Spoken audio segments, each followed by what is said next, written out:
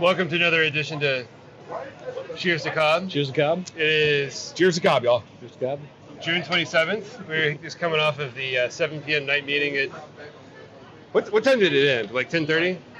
I think a little bit after that, yeah. Solid 3.5 hours. Yeah. A longer one. Usually they go longer if there's like a really contentious public hearing, but we didn't really have that this time. We had a park hearing. Which we could talk about in a minute.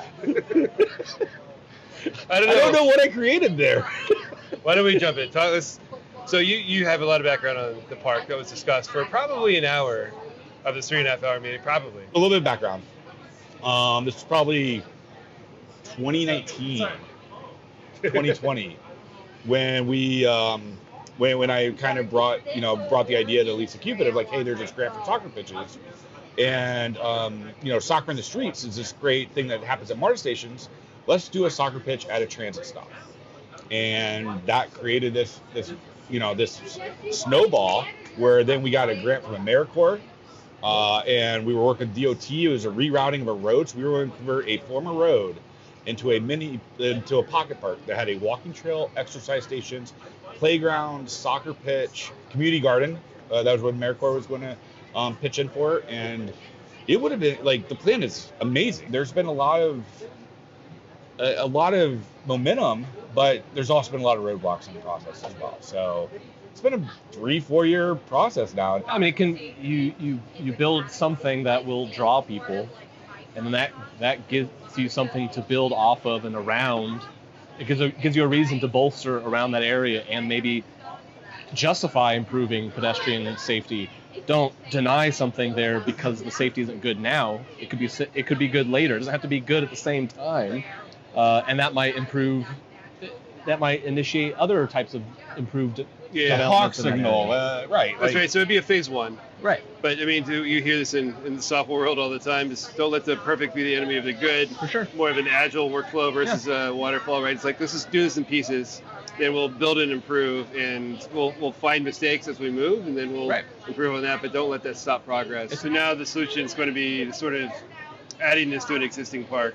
Yep. Instead of a new park along South Service Road, and to convert a former road right of way into this amenity for the local area. Right. I mean, it would have been beautiful. So, public comment today. Well, so you did public comment first. So I think you created a video. It was well done. I don't know professionally. I don't want to. I think I'm a professional now. I feel like. So I don't know if you guys caught the very end of it. This is legit. I created an LLC called A Certain Person Who Had Some Professional Help Productions LLC. That's literally the name of. Is that registered with the Secretary of State? It is. It is. But what I did today, I wanted to create a 5-minute summary of everything that's happened in District 2 with Commissioner Richardson getting drawn out, but also concurrently the cityhood push was really just all the citihoods were built to kind of water down the influence of the board after the really historic 2020 election. The reason I did it today is because on July 7th, this is the last meeting before July 7th. July 7th is next hearing for Kelly Gabriel's lawsuit. So the county attorneys will be out there fighting that. So it's not against the commissioner, it's against Cobb County, and it's not Kelly Gabriel as commissioner as residents. Right. But she's in District 1. I brought this up during the video. So she actually had to bring in West Cobb. She had to bring in 2 new plaintiffs to add on to her lawsuit who actually live in the district. What were the numbers? You said it was something like 7 state laws, 4 lawsuits, and 1 ethics complaint. Right. So far. And like, that's the thing. So Ed Tetzler or anybody could really draw up another map next year and try to change it. That was the whole point that we've all been trying to bring up from the beginning is every single year the state can decide to draw a new map. It can happen every year. It doesn't have to happen during the census years. But before me were 2 just wild off-the-cuff public comments that were maybe not the worst we've heard, but like pretty much up there. And I kind of feel like they were trying to like make it as bad as possible. Oh, 100%. All right. So the meeting happened on Tuesday night. Cobb County was kind of in the news this past weekend, unfortunately, due to a Nazi protest outside of a Jewish congregation, right? And for somebody to stand up there and start talking about how there's no racism in the county and try to pretend like a white person pretend that they're a victim, how on earth can somebody think, oh, now 3 days after that happened in our county, now's a good time for me to start talking these points? Just with the loud dog was the way when the first speaker came out with just like the first slide of like, we don't want this to be Detroit, knowing that Chairwoman Cupid is like from the Detroit area, the greater Detroit area. Oh my goodness, yeah. It was. And then the next slide was like a picture of like some like abandoned, like destroyed building. It was. It was so bad. And then the slideshow kind of started going all over the place, right? Because I think she was. And then communism and socialism and library doing. Oh, library and grooming, and it was just. It was just kind of like a grab bag of like all these different points. Like headlines and culture war things. On a positive note, we had a brand new speaker today. We did. First time. Youngest speaker, I think, on record. 21. Yeah. Not me. By the way. Let me bring him into camera here real quick. Hang on. All right, come on in. All right, Kevin, you start, like, that was your first time doing public comment. Introduce yourself. Yeah, so my name is Kevin Cutliffe. I am an actor here over in East Cobb area. I agree with a lot of the policies that you guys have advocated for, and have been a big urbanist since I got my bike back in 2020. And so yeah, I've started attending local political meetings because I feel like it's very important. I believe more in the power of local government than federal government. I kind of like presidential elections are important, but I don't think they're as important as our town and our community and the people that live here. So yeah, this is my second board meeting. It was my first time seeing the chairwoman in action as she was absent the last meeting. I wanted to do something. I wanted to make a public comment, and you helped me kind of write it, and I went up there, and it was scary. It was scary.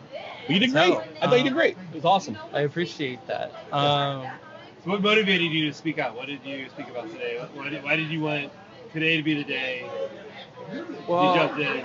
I wanted to make a presence. I think it is very, a lot of people who know me know in the industry, at least where I work, that I bring my age into it. A lot of people are very proud of how young I am and what I'm kind of bringing to the table with the next generation. A better cause filled with millennials, and I think that's great. But I'm a Gen X, by the way, but thank you. Okay. I don't think that's too personal.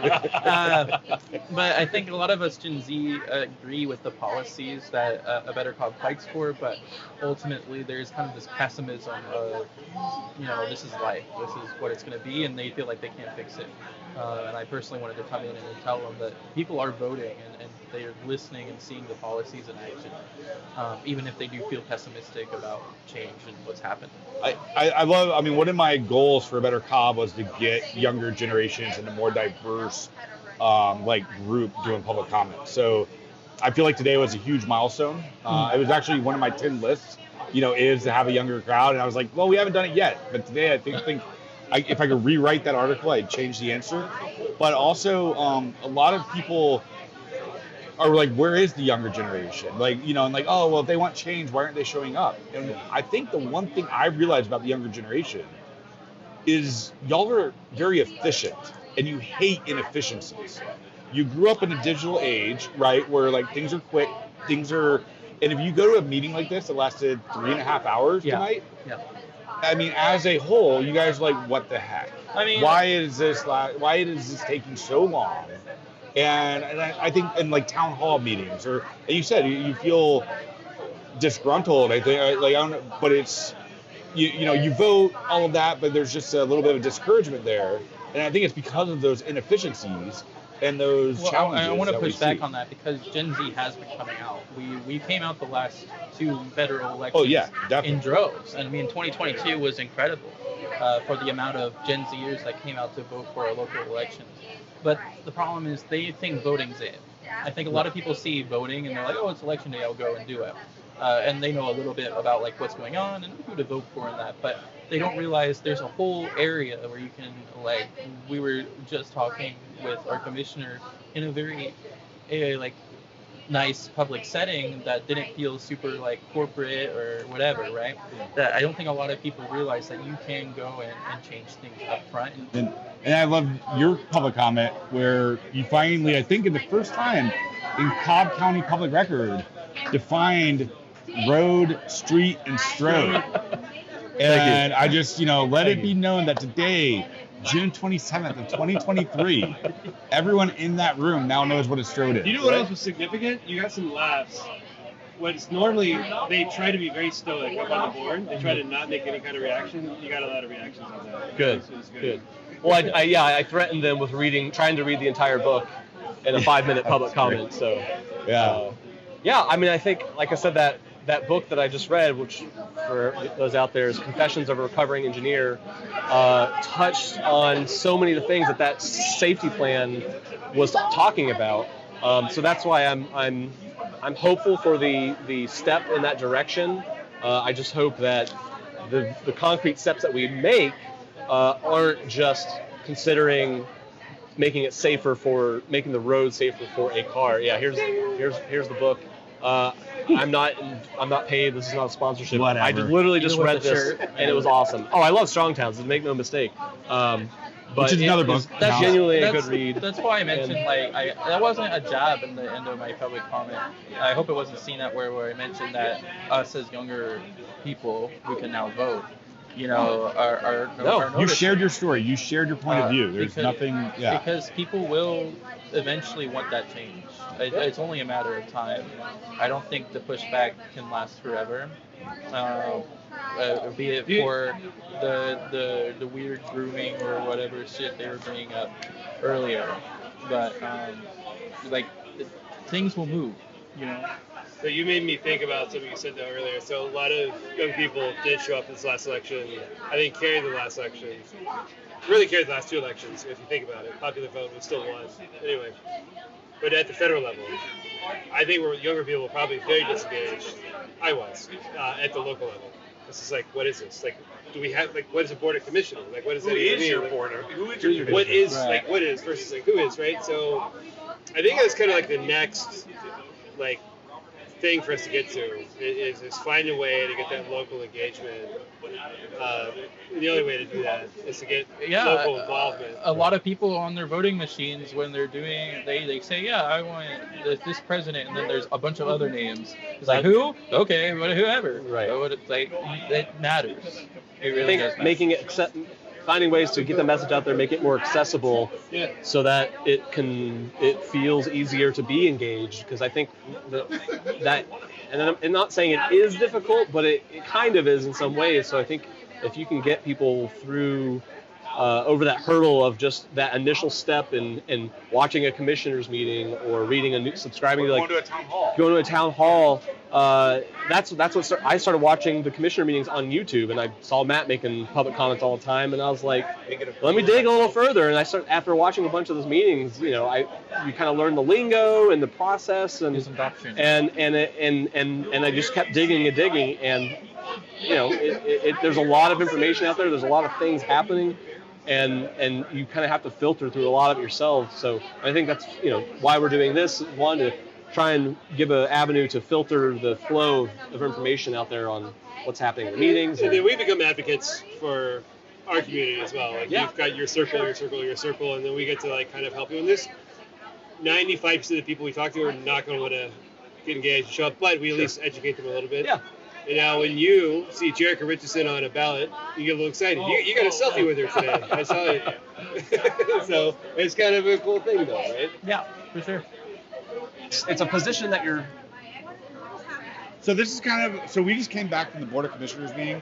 For the county. And we're kind of reaching out right there. So local politics. But millennials getting involved. I do. I live in Cobb County and Marietta City, so I pay double taxes.